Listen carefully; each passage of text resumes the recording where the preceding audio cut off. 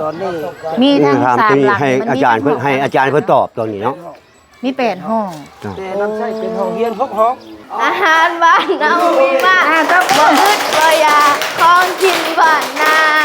คอยสิเว้าเรื่องการปนปลาคอยสิเว้าเรื่องการปนปลาแล้วมึงลูกนี่ล่ะยืนอยู่หันก็ได้ลูกยืนอยู่หันก็ได้อ่ะจะซื้อน้องนิ้วนะลูกร้องเพลงอีล่ะ1 2 3โรงเรียนโรงเรียนโรงเรียนเป็นบอนเรียนของเฮาทุกคนเราหาโรงเรียนตาลนเราหาโรงเรียนตาลนเราทุกคนยินว่าจังซั่นโดยดีใจดีมุกดีใจนั่นแหละเนาะการภาคส่วนที่ว่ามาประกอบส่วนหรือว่ามาพัฒนาทางผู้ใหญ่ใจดีเพิ่นเนาะผู้ใหญ่ใจดีเพิ่นยินดีว่าซั่นซะโดยถ้าว่ามื้อใดเฮาสิได้มาติดตั้งหรืออีหยังก็เดี๋ยวเฮาสิลงมาแจ้งอีกเด้อโดยมื้อนี้เฮาก็ลง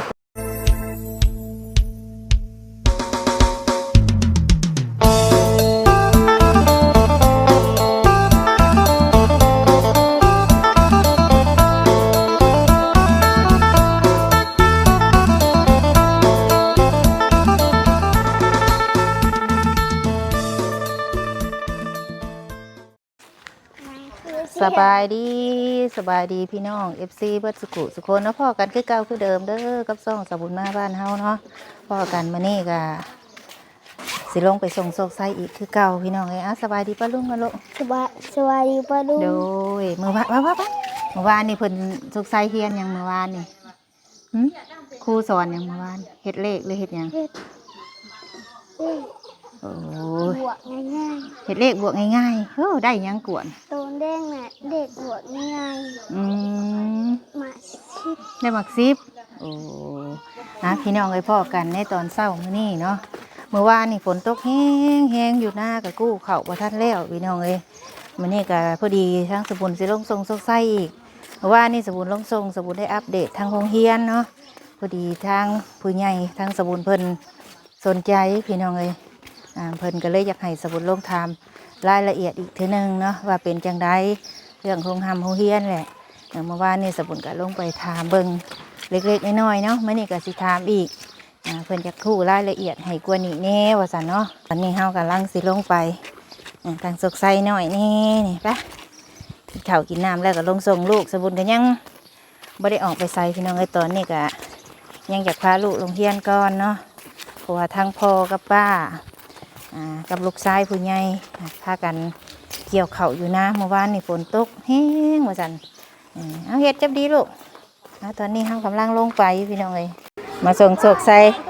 โรงเรียนอีกแล้วผู้โมเพิ่นเนาะทวนกันลงมาน้ำกันตกได้ลูกอะโชคมื้อนี้เนาะทั้งสบุญก็ได้นัดกับทางพ่อบ้านเพิ่นพี่น้องเอ้ยมื้อนี้นัดกันกับเพิ่นว่าสบุญอยากถามรายละเอียดเนาะผู้ดีทางผู้ใหญ่เพิ่นสนใจเพิ่นก็เลยบอกให้สบุญลงมาอีกว่าโรงเรียนรวมทั้งเบิดเนี่ยมันมีจักห้องเพิ่นว่าเนาะแต่สบุญสิพาเข้าไปเลาะเบิ่งตอนนี้สบุญก็ลงมาฮอดรอถ่าทางพ่อบ้านเพิ่นลงมาก่อนทางสบุญก็ได้ลงมาอีกรอบนึงพี่น้องในตอนนี้ก็มาฮอดโรงเรียนเนาะสบุญมารอถ่าทางพ่อบ้านเพิ่นที่นี่คือเดียวเห็นเพิ่นแล้วพี่น้องไอ้คือเพิ่นสิมาแล้วเนาะพอดีทางสบุญก็มาทางพ่อบ้านเพิ่นลงมาเลยเนาะ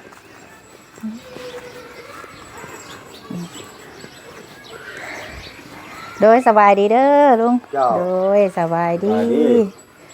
พี่น้องเอ้ยมันนัดกันกระทั่งพ่อบ้านเพิ่นลงมา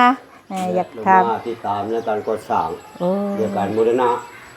ซ่อมแซมโรงเรียนหลังเก่านี้เนาะไปเฮ็ดห้องเกียมให้ลูกให้หลานบางเด้อว่าสิได้เนาะเฮาอยากให้ลูกให้หลานนี้เนาะอยู่ในการเรียนงานการศึกษานี่อย่าให้มันเป็นหลักอันสำคัญนึงเพราะลูกหลานเฮากำลังอยู่ในวัยเกียมเข้าโรงเรียนนี้ก็ยังหลายบ้านเฮาเนาะตัวว่าเป็นบ้านใหญ่พลเมืองมันก็หลายบัดนี้ห้องเรียนเฮาก็บ่พอวันนี้ก็เลยมาโปรแปรบูรณะเฮ็ดห้องเกียมเฮ็ดอนุบาลให้เด็กเนาะนับแต่อายุ3-5 ปีแล้วแม่นสิได้เอาเข้านี้เนาะมาเรียนอยู่นี้เพราะว่าให้ลูกให้หลานเฮานี่ได้มีการกันเรียนในการเรียกงานการศึกษานี่เป็นหลักเนาะเพราะว่าจริงใส่การศึกษานี่สำคัญเนาะการศึกษาถือว่าเป็นเรื่องงานสำคัญแต่ว่าพากันปรึกษากันอยู่ในคณะ เฒ่าแก่ละโฮมก็เลยว่าได้ขยายบัวแปลงโรงเรียนหลังนี้มาขยายออกแล้วก็มาเฮ็ดห้องน้ำหลังใหม่เนาะก็อิงใส่ทื่นฮ้อนระดมจากพ่อแม่ประชาชนเนาะผู้หาผู้ซิบ โดย ก็ได้มาเฮ็ดมาสร้างนี้ก็ยังบ่ทันได้สำเร็จเนาะก็ยังบานก็บ่ทันได้ติด โอ้ นี่แต่ว่าหาก็ได้ห้องน้ำบัดนี้ก็สิกำแพงนี่ก็หัดกะว่าสิเฮ็ดหัวอ้อมแบบว่าบ่ให้ลูกให้หลานเข้ามายังน้อยเนาะแล้วครูยัดบ่รักษาบ่ได้ก็เฮาก็ได้เฮ็ดหัวเพราะว่าลูกหลานเข้ามาแล้วเนาะเข้ามานี่อยู่ในกรอบอยู่ในหัวในเขตนี้ถึง3พ่อแม่มารับเนาะแต่เฮาก็สิได้ปัวแปลงสิได้โบกได้เฮ็ดให้มันละเอียดบ่ทันซะค่อยเฮ็ดไปเรื่อยๆสร้างไปเรื่อย ย่าง ๆ มา เนาะ ทั้งพี่ก็ได้ปะ เจ้า ย่ง เพราะว่าเฮาก็อยากให้มัน คือสิสาบบ่บัดนี้น่ะ ยังสิโบก สิ น โบ อก ก โบ สิ ก สาบ ในแม่น เพิ่นสิเริ่มโบกตอนใดนี่ จังว่ายังเฮาอิงใส่ขึ้นฮ้อนนี่แหล้วเบิ่ง โอ้ ก่ ต อ อน นนี้อันเฮาทั้งบ้านเฮาเพิ่นได้เก็บรวมกันนี่ได้ เดี๋ยวนี้หันมูล เก็บ การว่า เงินกันเนาะ บ่ได้จากเนาะคือว่าระดมทุนฮ้อนนำพ่อแม่ประชาชนนี้ในบ้านเฮานี่ก็เดือนละ50,000กีบเนาะถือว่าไผมีก็ช่วยเรือก็หันก็บ่ว่าหยังเนาะอิงตามได้ตามมีถ้าว่าบ่มีแล้วก็ประกอบอยู่ได้50,000หัน โอ้ แต่เฮาก็ได้รวมมูลค่าตัวนี้เฮ็ดบ้านนี่ก็เกิดสิบ่อยากพอแหล้วว่าซะเนาะคำว่าบ้านเฮานี้ก็ว่าตกว่าอยู่ด้วยดมสำนักก็มูลค่ามันก็ตกอยู่ประมาณแต่ทุนฮ้อนหั่นได้แต่30กว่าล้านเนาะมาเฮ็ดนี่ก็เบิด20กว่าล้านแล้วยังบ่ได้สำเร็จ อันเฮาเห็นเพิ่นว่าเก็บอันเฮือนละแสนน่ะตัว50น่ะแบ่งไป ตัว ใส่หัวบ่ 50หัน ลูก แล้วไปเฮ็ดกำแพง โอ้ กำแพงเบื้องหลัง ทั้ เบื้องหลังโรงเรียนหันเพราะว่าญาติลูกหลาน ผู้ใดมันบ่มันดื้อมันหยังน่ะญาติเขาเจ้าลูกหลานลงไปเล่นน้ำหนอง โอ้ เพราะว่าหนองเฮามันลึกเนาะเพราะว่าในบ้านโปแปลงหนองปีแล้วนี่ความลึกมันตกอยู่ประมาณ 4-5 เมตร โอ้ เนาะความลึกของน้ำ ก็เลยจะเฮ็ดหัวทั้งหลัง แต่ว่าอยากกั้นหัวกำแพงน้ำแน่เพราะว่าอยากย่านเพราะว่ารักษาลูกษาหลานเนาะอาศัยครูอาจารย์เพิ่นก็บ่ทั่วบ่ถึงลูกหลานเฮามันหลายเนาะเพราะว่าซอยกันเนาะซอยเฮ็ดกำแพงกั้นเพราะว่ารักษาซอยกันเพราะว่าย่านลูกหลานนั่นแหละผู้ขี้ดื้อผู้หยังว่าโอ้อยากดินน้ำดินหยังกว่ายามแรกยามหนองบ่ว่าได้น้ำฮ้อนเนาะเด็กน้อยก็ลงไปก็มีเพราะว่าหนองเฮามันลึกแล้วหนองเฮาประมาณ 3-4 เมตรเดี๋ยวนี้ฮะน้ำมันความลึกหัน อันนี้ เดี๋ยวก่อน ห้องอัน ตัวนี้ หลัง สิ มี ตัวนี้ สองห้องบ่ มันจะเป็นห้องเดียวห้องเดียวมันน่ะ บ่ มันหักกว้างบ่ได้กั้นเลยนี่ ฮะ 1 2 3ห้องนี่ตัวเป็นห้องโถง โอ้ บ่ได้ล่วงเด้อเจ้าว่า ไทยบ่เนี่ยอาจาร ว่าก ย์ ระแจนี่จักสิอยู่ไส ทางอาจารย์เพิ่นสบายดีเด้ออาจารย์เด้อโดย เพราะว่านี่เฮายังหลายเนาะอันที่การที่สร้างพัฒนาอันโรงเรียนนั้น โดย กองเกียมหรือว่าเฮ็ดดุบาลให้ลูกหลานนี่ข้างในก็ยังขาดเพดาน โอ้ แต่ว่าสิใช้เพดานอีกแล้วก็คือว่าใช้เพดานแล้วพัดลมเนาะเพราะว่าเด็กน้อย มันสิมีอาการร้อนเฮาก็สิติดพัดลมให้เดี๋ยวนี้ก็ยังขาดหลายอันหลายอย่างนอกในก็บ่ทันได้โบกเสียนี่ตามกาคาดกะว่าเนาะหลายปีไปเฮ็ดซำนี้แล้วยังสิเทตัวนี้อีก โดย เทพื้นตัวนี้ให้วางให้ลูกให้หลานลิ้นแล้วก็ให้แปลว่าบางเทื่อมีเงินมีทองเนาะบางเทื่อมีผู้ใหญ่ใจดีบอกอยากช่วยอุปกรณ์แปลว่าเครื่องลิ้นของลูกของหลานหั่นนะ โอ้ เอาลงมาแบบให้ลูกให้หลานลิ้นกระโดดหันลงหันเข้าหู้เข้าปองอ่ะนะเรียกว่าสิใส่เม็ดนี้เพราะว่ามันเป็นหุยอนุบาลของเด็กน้อยเนาะเพราะว่าถ้าว่ามีผู้ใดเนาะอยาก สบายดี ช่วยเหลือใจ เด้อ ผู้ใหญ่ใจดีบ่ยังบ่อยากอยากช่วยอุปกรณ์ในการศึกษาเนาะเรียกว่าเครื่องลิ้นของเด็กบ่นะเรียกว่ามันก็ถ้าว่าทาง โด ข ย นาดกับปกครองนี่ก็พัฒนาไปเรื่อยๆเนาะอะไรก็อยากเฮ็ดคือว่าซะ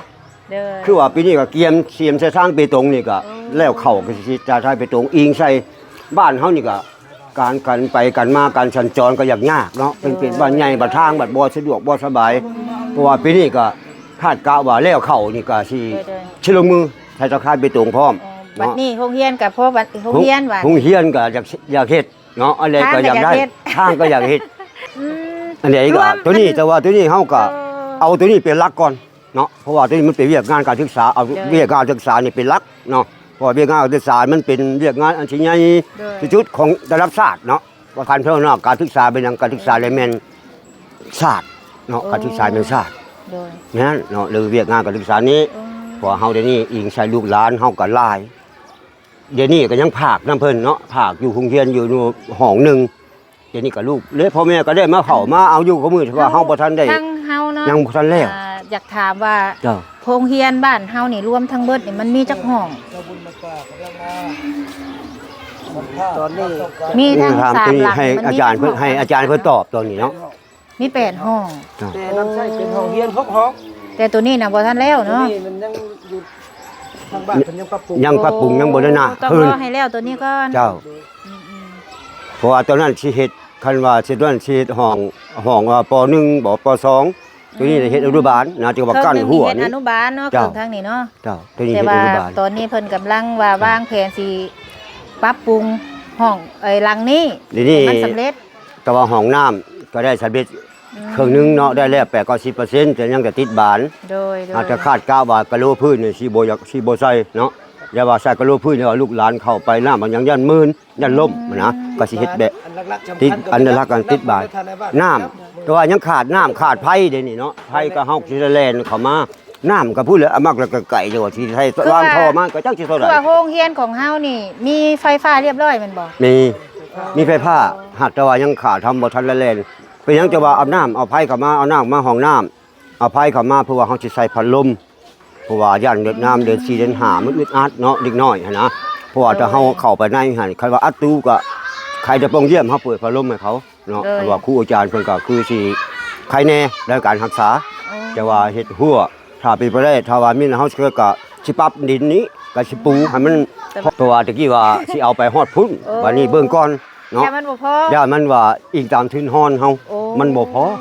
เนาะอันเดียวก็อยากเฮ็ดอันเดียวก็อยากได้ก่อนซะ โดย เพราะกันสู้กันซนนี่แหละเนี่ยเบิดพร้อมเพรียงทั้งอนาคตปกครองทั้งคณะเฒ่าแก่และโฮมอิงใส่งบเนาะอิงใส่งบของทหาร นั่นแหละมื้อนี้ที่เฮา เจ้า นัดลงมาพอดี เจ้ามี มีทางผู้ใหญ่เพิ่นเห็นเฮา เจ้าม มาถ่ายเมื่อวานนี่เพิ่นก็เลย เจ้า สนใจและเพิ่นมีจุดประสงค์ว่าอยากมีการช่วยเหลือทางโรงเรียนบ้านเฮานี่ เจ้า ว่าทางในบ้านหรือว่าทางครูบาอาจารย์นี่สิเห็นดีนำบ่ตอนนี้นะเพิ่นอยากช่วยคือหยังตอนนี้บ้านเฮานี่ มันมีไฟอยู่ในโรงเรียนเนาะ เจ้า ทางเพิ่นว่าอยากเสนอแบบว่า อยากมีพัดลมมาให้ทางโรงเรียนเฮาก่อนสินะ เจ้า เพิ่นจะพูดว่าในห้องเรียนตอนนี้มันมีอยู่จักห้องสินะแล้วทางบ้านเฮาแล้วก็ทางครูบาอาจารย์นี่เพิ่นเห็นดีนำบ่ถ้าสิเอาพัดลมมาก่อนแบบนี้นะ เดี๋ยวนี้เนาะ โดย คันในนั้นก็ทางในบ้านอำนาจกับปกครองหรือว่าทางผู้อาจารย์ก็บ่ได้ตัวนี้ก็บ่ได้คัดกินเขาว่ายังดีเนาะถ้าว่าผู้ใหญ่จะดีเนาะอยากสนับสนุนประกอบส่วนในการมรณะบ่อแปลงของหำมงเทียนในบ้านพวกนี้ทางนี้ก็ ยินดีเนาะ ยินดี ยินดี ยินดีเนาะ โดย ทางนี้เนาะก็ว่า แต่ อิงตามก็บ่ว่าบักแบนเนาะเดี๋ยวว่าซ้ำทางผู้ใหญ่จะดี แล้ว ช่วยได้ซ้ำใด แต่คนดีใจเนาะ อีตามที่ใจเนาะ โดย ใจบุญชราสร้างสานํกันเพราะว่าอยากให้ลูกหลานนี่ได้หำได้เฮียนว่าจังซะเนาะทางนี้ก็บ่ได้ที่ได้ฮิเนาะไม่ว่า คือว่าตอนนี้ทางเฮาก็สิแจ้งไว้เลยว่า เจ้า ทางผู้ใหญ่ทางเฮาน่ะเพิ่นสิเอาพัดลม เจ้า มาให้แต่ยังบ่ฮู้ว่าสิได้จักโตแล้วเพิ่นสิเอาแบบ เจ้า ติดทั้งเทิงเอา เจ้า แต่บ่ฮู้ว่าเพิ่นสิใส่ห้องละจักโตแต่ว่ามันมีอยู่พุ่นนี่มีอยู่อัน หก 6ห้องเนาะหลังละ แม่น 3ห้อง ก็เป็น8 โอ้ เป็น8ห้อง เอาที่โตอันนักเรียนเพิ่นอยู่ก่อนบัดห้อง เจ้า นี้ได้ซะบัดนี้ห้อง อันนี้ก็ มี อันนี้ก็ คือ เปิดเฮียนคือกัน ตัวนี้ก็อยู่แล้วได้ อยู่ในนั้นเฮียนแล้วนี่ มันก็ต้องเป็น บ่หนึ่ง 7ห้อง บ่สอง บัดนี้เนาะ บ่แล้วไล่ทั้งพุ่นเนาะแต่เมื่อกี้แล้วเป็น8 8เลยเนาะ 8ทั้งอนุบาลเลย แปดห้องซะเนาะ เป็น8ห้อง เพราะว่าหลังนี้ก็เฮา เฮ็ดแล้วก็เข้าเลยได้นี่ มาเข้า ง่ายมาเข้าเลยได้นี่ได้ แต่เฮายังบ่ฮู้ว่าเพิ่นสิลงมือใด เพ แต่ ราะว่า ทาง เจ้า ทางเฮาได้ยินผู้ใหญ่เพิ่นว่าเพิ่นก็อยากช่วยปูน้ำอยู่จัก เจ้า โตนจักใด ปูก็เอามาใส่โบกนี่แหล้ว โดยมี มา แต่ มา เรา โบก ว่า มา ทางบ้านเฮานี่เอาสร้างมาเฮ็ดมื้อใดแต่ว่า เจ้า เรื่องค่าสูงค่าสร้างนี่ทางบ้านเฮารับเองแหละเพิ่นสิ เจ้า ซอยเป็นปูนเป็นหยังสินะ เจ้า ตามได้ยินเพิ่นเว้ามาเนาะ เจ้า คือมื้อนี้ ไอ้ เฮา ความ ก็นัดลงมาเฮาก็อยากแจ้งอันเรื่องนี้นำแหละเมื่อวานนี่เฮามาถ่ายแล้วเพิ่นเห็นแล้วเพิ่นก็เลยว่าโอ้ลงไปถามรายละเอียดทั้งในบ้านทั้งครูอาจารย์เพิ่นใหม่เด้อเพิ่นว่านะ บ้านหลายคู่เพิ่นหัวเลยได้ก็จะเอามา แม่นบ่บ่ให้บ่ ดีใจไม่ถ่าแล้วดีใจไม่ถ่า โดย ดีใจไว้ถามมัน ตะกี้ก็เนาะเฮากับตะกี้คงเห็นหลังนี้ถือพายุเอาไปแล้วปีก่อนๆแล้วมันมาแต่เฮาก็เฮ็ดหลังคาขึ้น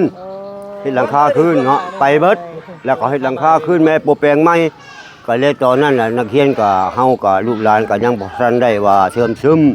อิงขาดใส่บางว่าพวกคันซอยอะไรอยู่ในคณะกองทุนพัฒนาการศึกษาขันบ้านเนาะว่าถ้าได้เอาใจใส่พวกสี่ควร บ้านนี้ถ้าเฮาได้ปุ๊บระดมลูกหลานพ่อแม่ประชาชนชุกอยู่ลูกหลานเข้าห้ามเข้าเรียนให้มันได้หลายยิ่งขึ้นอย่างที่จะว่ามาปูแปลงขยายโรงเรียนตื้มอิงใช่ก็ว่าลูกหลานผู้ว่าที่อยู่ในอนุบาลกับพ่อแม่ก็เที่ยวไปส่งอยู่เมืองบัดนี้ก็อิงใช่แล้วมันหลุดมันล้างเนาะค่าผ้าค่าหยังก็สูงนี่จะตัดสินใจร่วมกันว่ามาปูแปลงหลังนี้มาเฮ็ดห้องเกมแล้วอนุบาลอยู่นี้แต่นี่ก็คันเพิ่นลงนี่ลงมาหลายๆนี่ยังย่านบ่พออยู่ห้องเดียวแม่นแต่ว่าก็เอาซ้ำเฮามีก่อนเนาะถ้ามีแต่ว่าคำเบื้องก่อนถ้าว่าการขยายตัวเนาะปีต่อไปคาดว่าทางหน้าบ้านว่าสิได้ขยายวงเวียนออกไปอีกหลังนึงไปพุทธเอาวงเวียนไปพุทธไปรอทางนั้นไปเลยบัดการสิตัวนี้สิจงว่างนะสิเอาอันสิปลูกแต่ให้ปิ่นใส่กับบ้านเลยดัดเลยทางนั้นปิ่นหนามาพี่ให้มันได้อันม.ต้นอยู่นี้เนาะอย่างแก่กับม.3ม.1กับม.3อยู่นี่นะตามแผนอยากส่วนพาไปเบิ่งห้องยันเพิ่นอยากเบิ่งห้องว่าไปเบิ่งว่าห้องมันน้อยมันใหญ่ซำใดปะตามไปตัวนี้กระแจใครบ่ได้ว่าตัวนี้หันอยากใส่เพดานนั่นแหละโอ้ตัวนี้อยากใส่เพดานแม่นห้องเด็กแต่ว่ากุญแจฮู้น้ำไผเฮาอยากฮู้ว่ามันกว้างมันหอมซำใดเนาะซ้ำประมาณเดียวกับห้องนี้นี่เขาเบิ่งห้องนี้ก็ได้ซ้ำกันไปเข้าไปเบิ่งซ้ำกับห้องนี้จอยตอนนี้เพิ่นกำลังเข้าห้องได้นี่เนาะนี่กว้างซ้ำกันกับห้องนี้แหละแต่ว่าจะเฮ็ดเพดานนี่มันก็กว้างเลยสบายดีนักเรียนสบายดีสบายดีจ้าสบายดีกันถ้าว่าเฮ็ดเพดานก็อย่าเฮ็ดเบิดบ่แม่นว่าเฮ็ดแต่ห้องนั้นอย่าเฮ็ดชุดเล็งนี้เพื่อให้ลูกให้หลานเลยเพราะว่าบางที่เพิ่นสิเอาเป็นอนุบาลเบิดเลยก็ได้เจ้าบางทีว่าสิเฮ็ดอนุบาลเบิดนี่นะแต่ตอนนี้คือวางแผนไว้มีเพดานห้องเนาะแม่นแหละสิใส่เพดานแล้วก็ใช้พัดลมโดยเพดานก็เฮาก็บ่ว่าดอกสิเอาแบบเอาเพดานก็เอาแผ่นอันนี้ธรรมดานี่แล้วนี่โดยเอาแบบแผ่นเรียบนี้เนาะเฮาตีเส้นแล้วก็ไปเรียบแผ่นเรียบธรรมดานี่มาใส่แล้วตัวนี้ก็สิก่อขึ้นอัดเลยเป็นร่องไผร่องมันนะแต่ว่าปงเยี่ยมเฮานี่ยังมีวัตถุปองอยู่แต่ว่าทางในเฮาก็บอกได้ซะมีแล้วมีแต่เสือกชิมเล็กน้อยไปแล้วโดยป้าจะไปเบิ่งของทางพุ่นพี่น้องเอ้ยอันนี้คือที่ว่าเพิ่นสิตอนนี้เฮาสิออกมาเบิ่งเนาะโครงการบ้านก็หลังนั้นโครงการบ้านก็เฮ็ดปีนี้อันนั้นบ่แม่นโครงการบ้านนี่เฮ็ดปีบ่ทันแล้วสำเร็จก็คาดว่าต้นเดือนต้น2026นี่สิได้เปิดเป็นทางการของการก็เฮ็ดพอสำนั้นแล้วแต่ว่าอะไรแล้วอยากได้ยังว่าแม่อะไรก็อยากเฮ็ดนี่คือพบบ้านใหม่เฮาพี่น้องเอ้ยเพิ่นหาก็เริ่มแต่แล้วน่ะคือว่ารักโทรโคงก็เอาไม้ไผ่เฮ็ดลมพัดลูกก็ถึงแล้วรักโทรโคงไม้จังไผบ่เอาไม้จังไผเฮ็ดลมพัดมาก็ถึงแล้วหั่นบุ้มเบิดปักเลยโอ้ยเนาะอันนี้รักโทรโคงเพิ่นโดยนี่เป็นโครงการตัวนั้นน่ะเป็นห้องหมอแต่ว่าตัวมันเป็นดินรวมห้องหมอน้อยเพราะว่ามื้อนี้พามาเลาะมาส้มบ่ให้ลูกญาติว่าลูกน้องลูกหลานลงอยู่ได้จะว่าจะเฮ็ดกำแพงแล้วเงินบริจาคมานี่เฮ็ดกำแพงตัวนี้นี่กำแพงอันทั้งหัวนี้แม่นเห็นบ่นี่เห็นบ่ลูกหลานเขาเฮ็ดนี่เขาย่อหัวฮะว่าจะเฮ็ดให้มันสุดตัวนี้อันครึ่งนึงก็จะรวมประชาชนนั่นไหนเจ้าเพราะมานี่50ไป50เนาะเพิ่นละแสนหันระดมนำประชาชนน้องนี่ตะกี้มันเป็นน้องตื้นเนาะบ่แล้ววางในบ้านก็เลยปรับปรุงใหม่บางช่วงแรกนี่เลิกเป็นน้องรวมแม่นนี่เลิกนี่หั่นประมาณ4เมตรปลายความลึกของมันพอเอาดินขึ้นมาถมนี่แปลงเบิดแล้วเอาดินไปคูนใส่ทางบ้านอีกนะเอาดินจากนี้ไปสาวไปหาน้องๆเพิ่นเนาะไปถามน้องๆเพิ่นก่อนอยากได้อยู่บ่พัดลมนี่โอ้อยากได้แล้วเนาะไปมันอยากสาธุแล้วเนาะอยากยามฮ้อนพุ่นแล้วนี่สายห้องยังเนาะตัวนี้เนาะห้องป.5ของโอ้สายสบายดีจ้าสวัสดีนักเรียนโอ้ติดเพดานเรียบร้อยแล้วติดเพดานแล้วตัวนี้พอยังแต่หลังเดียวโดยนี่คาดว่าพัดลมไปแม่นแม่นห้องละ2หน่วยนะพัดลมนี่2หน่วยพอได้ฮ้อนบ่เข้าโรงเรียนอยากได้อยู่บ่พัดลมอยากได้พัดลมในฟ้านนี่เบิ่งนี่พ่อบักอยู่ร้องเพลงให้ฟังร้องเพลงร้องเพลงไปร้องเพลงลุกขึ้นร้องเพลงลุกเพลงร้องใครร้องเพลงร้องเพลงแล้วพ่อเลี้ยงแถวกันเลี้ยงแถวเบิ่งเลี้ยงแถวเบิ่งใครอยากได้พัดลมเลี้ยงแถวทั้งหน้ากระดานเลยลุกไปเลี้ยงแถวทั้งหน้ากระดาน เบิ่งดูผู้ใดเนาะสิร้องเพลงให้ฟังเบิ่งสินิบให้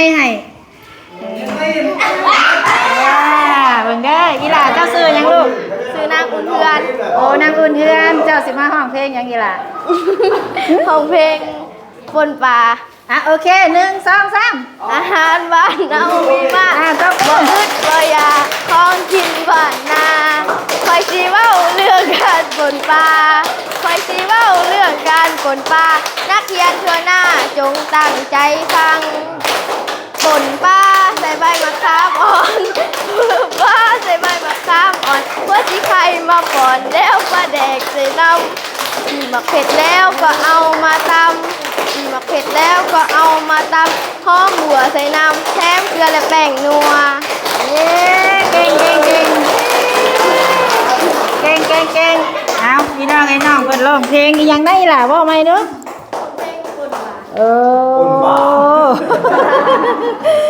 เก่งเดี๋ยวอัน ช่วงนี้ปลา คือว่ามื้อนี้เนาะเดี๋ยวมื้อหน้าสิเอาพัดลมมาติดให้นักเรียนพี่น้องเอ้ยเนาะมีผู้ใหญ่ใจดีเพิ่นสิมาติดพัดลมให้เด้อดีใจบ่ดีใจเลยขอเสียงดังๆแน่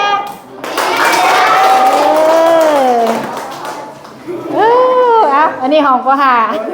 ไปใส่ยังห้องได้อีกแน่บัดนี้เลยใส่จานห้องยังสบายดีล่ะสบายดีพี่น้องเอ้ยมื้อนี้ห้องป .4 โอ้ฮ้อนบ่อีหล่ะเข้าโรงเรียนฮ้อน เอาพัดลม เอาพัดลมบ่ พัดลม เสียงดังนี่ เสียงดังเลยนะ มีจักคนอยู่ห้องนี้โอ้มี26 คน พอสี่ ใครร้องเพลงได้ใครอยากได้พัดลม เอามาลอง ใครร้องได้บ่น้องอุ้มอย่างเน้อเจ้าซื้อหยังอีหล่ะน้องนิ้วร้องเพลงได้บ่บ่ได้ใครออกได้ ห้องนั่นร้องเพลงพูนป่าห้องนี้ต้องร้องเพลงพูนกบ ใครห้องได้พี่ห้องได้บ่ห้องบ่ได้พอเฮียนก็ได้เอา เอาบ่ได้สิได้พัดลมบ่ร้องเพลงบ่ได้น้องๆนักเรียน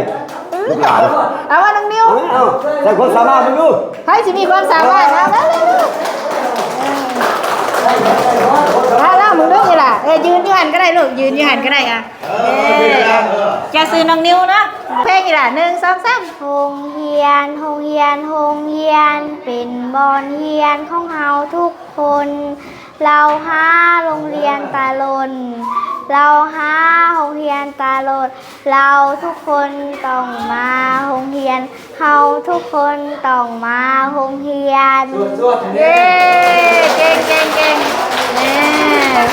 น้องนิ้วร้องเพลงโรงเรียนพี่น้องขอบใจได้อีหล่ะเฮียนเก่งๆเด้อ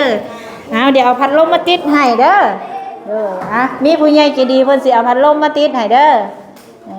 พี่น้องมีฟืนมีไฟครบเบิดเนาะเลยมีแต่เอาพัดลมมาเอาสบายดีเสียงดังๆอีกทีนึงเลย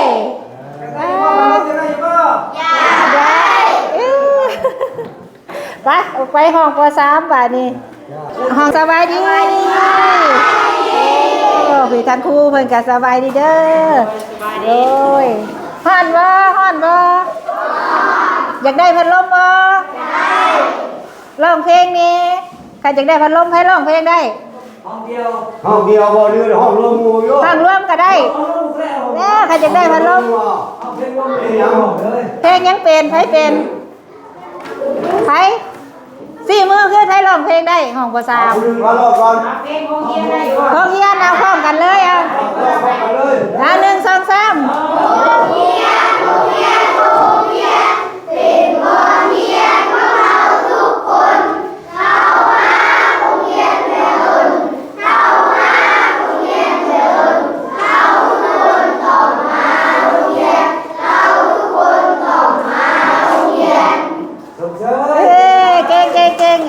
เดี๋ยวเอาพัดลมมาติดให้เด้อโดยพี่น้องเอ้ยเนาะโรงเรียนของเพิ่นกะตอนนี้เพิ่นกำลังขี่สอนอยู่จังได๋กะคนญาติทั้งคู่เพิ่นเนาะโดยพี่น้องเอ้ยเนาะ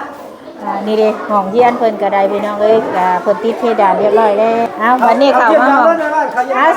โดยสบายดีเด็กๆสบายดีโดยสบายดีผู้ทางกูมาสบายดีเด้อโดยฮ้อนบ่ว่าฮ้อนบ่ฮ้อนอยากได้พัดลมบ่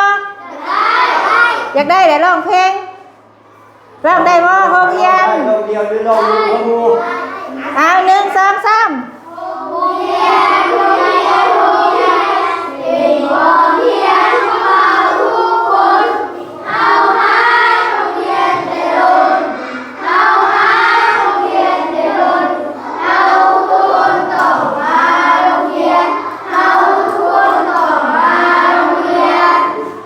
เย้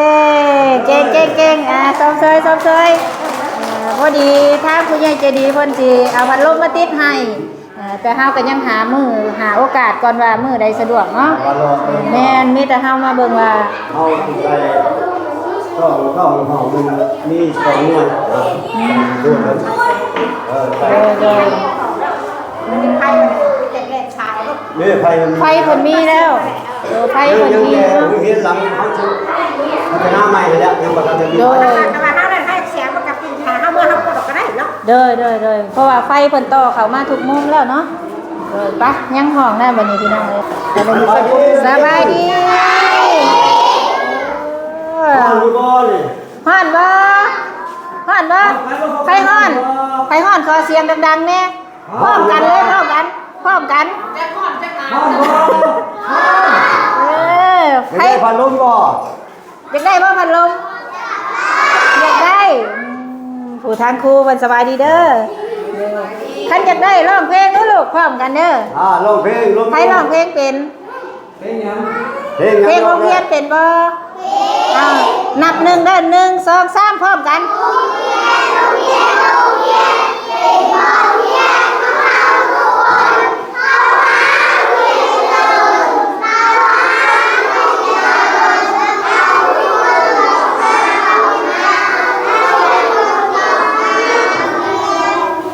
จบแล้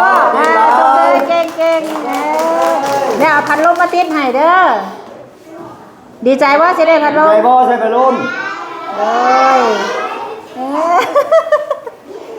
พอดีผู้ใหญ่ใจดีเพิ่นอยากช่วยเอาพัดลมมาติดให้ขนาดเลยเอาให้รบกวนเวลาเพิ่นพี่น้องเอ้ยจังใดสมุนกาเอามาให้ทางผู้ใหญ่เพิ่นได้เบิ่ง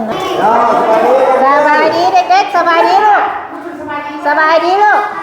สบายดี ที่ได้นี่น่ะเด็กๆเฮาสิห้องเขา เพราะว่าที่เขาเกียมเขาจะว่าเด็กโพนั่น อันนี้นะเฮาสิเกียมอันผู้น้อยนี่ไปห้องพุ่น เด็กโพไปแล้วก็เอาเด็กไปพุ่นแล้วก็เอาห้องตรงนั้นมาพี่พอประทานแล้วเขาไปรับผ่าที่นี่ก่อน โดย ลูกหลานจะว่ายังไว้อนุบาลนี่ก็ว่าซะ คันว่าป .1 มันคือน้อยโพดเนาะต้องอนุบาลเนาะโอ้ 4 ปี 5 ปีตัว5คือว่า5 ปี 4 ปีตัว5 3นี่คือว่าอนุบาลเนาะ อยากได้บ่พัดลมอีหล่ะน้อยฮ้อนบ่ ได้มาพัดลม ฮ้อนบ่ฮ้อนโดย ร้องเพลงเตยบ่ ใครร้องเพลงได้ใครร้องเพลงได้อยู่นี่ร้องได้บ่มายาก มาย่าเด้ ได้เพลงยังลูก ร้องเพลงจังไดเจ้า ฮะ พอดีทาง ตาพ่อ ใครห้องได้โตโตตาตาบ่ เอาห้องเพลงสุพรรณเนี่ยจะเพลงยังฮะ เดี๋ยวนี่แหละที่ว่าที่เรียนอนุบาลแล้วก็ผ่านคนก่อนตัวสาวเฮาเป็นต้นเนาะแล้วให้ง่ายไปพุ่นนะ ผู้ใหญ่ใจดีเพิ่นอยากช่วยพัดลมพุ่นน่ะฮอดแล้วก็เลย เอาให้มันเพลงดูขึ้นมามันมีเครื่องอ่ะ พวกมาเป็นห้องเด็กเพิ่นก็มีไฟทุกห้องเนาะพอดีแหละมีทาง มีเครื่องนี้ มันจะสัดจนแม่ ไปสร้างมันเป็นสร้างมาตรฐาน เอานอนง่ายเลยครับ ห้องมันตก เอาซีลูกก็ได้เอาสบายซีทั้งได้ไม่ก่อน บอกว่าจะนวนเป็นอย่างนี้มีเครื่องนี้ ว่าเลือกนี่นี่ลูกบอกลูกบอก ไอ้หมีได้ห้องอยู่อย่างนี้นะ บ่ มาจะมาพักกันเพื่อเตะเมื่อยได้ แต่เฮาก็ยังว่ามื้อใดเนาะเพิ่นสะดวกเนาะแบบว่าเฮาต้องถามทางผู้ใหญ่เพิ่นก่อนว่า ตัวนี้ก็ทำ เอาพัดลมใหญ่เนาะ ทางผู้อาจารย์เลย แม่นแบบติดอันเด้ติดแบบ การปกครอง เพราะว่า แล้วก็อีกตามผู้ใหญ่จะดีเนาะเพิ่นพ่อมือใดว่าเพิ่นช่วยได้ทำใดก็โอ้ดีใจนำเนาะเป็นอย่างนั้นว่าบักแดง โดย ขอบใจเพิ่นหลายๆถือว่าอิงสิแล้วเนาะมาถ่ายเบิ่งอิงใส่เหตุผลนักเรียนแต่เฮาก็อึดอัดห้องก็เรื่องเฮียนเรื่องหยังนี่เพราะมันได้แต่ละมื้อนั่นผู้อาจารย์อัดประตูแล้วใส่กระเจแม่นหมดเนาะแต่ว่าบ่ได้บ่ต้องเวียเสียหายเพราะว่าเฮาก็มีสติระวังคันว่ามันมีแล้วนั่นแล้วแต่ว่ามันเป็นเครื่องประกอบหรือว่าตัวนี้มันเป็นวัตถุอันใดหนึงมันเป็นของศาสตร์เนาะเพราะว่านักเรียนนี้เฮาก็อิงจะได้ให้ลูกให้หลานนี้ในการพัฒนาการศึกษาให้ลูกให้หลานนี่ได้เป็นหนังสือว่าซั่นซะได้หนังสือได้เรียนเก่งๆเพื่อแบบว่าสืบทอดเล็กน้อยในมื้อนี้เพื่ออนาคตในมื้อหน้าเนาะเพราะว่าเล็กน้อยนี่เพราะว่าเป็นรอแหนงเป็นรอแหนงเลยว่าของชาติแล้วก็ของพ่อแม่ประชาชนเนาะว่าซั่นซะเพราะว่าจิตตั้งใจนี้เนาะทั้งว่าผู้อยากประกอบส่วนเพื่อจะให้ลูกให้หลานนี่ที่ใส่ประหลอกประลมเนาะเรียกว่าโปรแกรมบุญนาสังสาโรงเรียนนี้เพื่อให้ลูกให้หลานได้หาได้ใจนำเนาะแต่ว่าน้อยหรือหลายก็ผู้เล็กผู้น้อยก็ยังดีเนาะทางนั้นอำนาจทางอาจารย์มีหยัง เพิ่นทางอาจารย์มีหยัง อัน บ่ นั้น อันนี้ก็ได้ยินว่าจังซั่นก็ดีใจดีมุกดีใจนั่นแหละเนาะ เจ้า หลายภาคส่วนที่ว่ามาประกอบส่วนหรือว่ามาพัฒนา ทางผู้ใหญ่ใจดีเพิ่นเนาะ ทางผู้ใหญ่ใจดีเพิ่นก็ยินดีว่าซั่นซะ โด เนาะ ย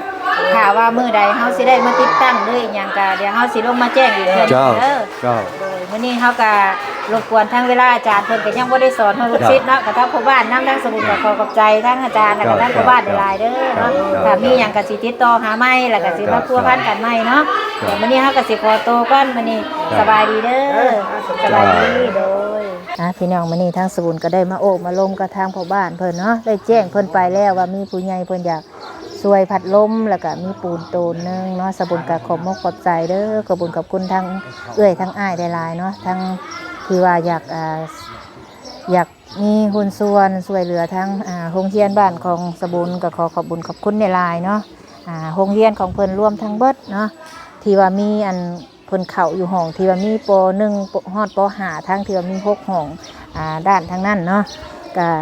มีอยู่6ห้องเนาะสบุญแจ้งไปแล้วว่ามีผู้ใหญ่เพิ่นสิซื้อพัดลมมาติดให้และมีทางนี้อีก2ห้องแต่ตัวนี้เพิ่นสิ